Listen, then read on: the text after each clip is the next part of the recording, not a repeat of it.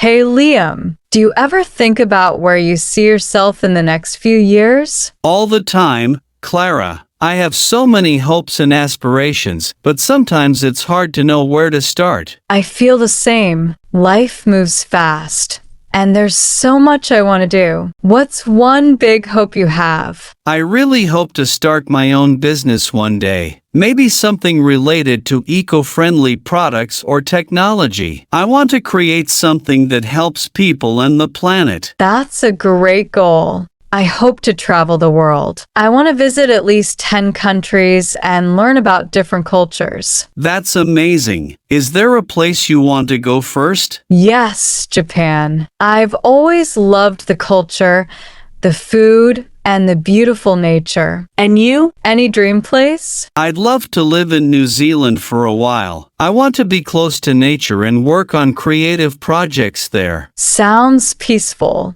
What do you aspire to do personally? I aspire to become more confident and speak in public without fear. I also want to be more disciplined with my time. I understand. I want to become more independent and believe in myself more. I often doubt my own abilities. You're not alone. We all do that. But you're smart and hardworking. You just need to trust yourself. Thanks, Liam. That means a lot.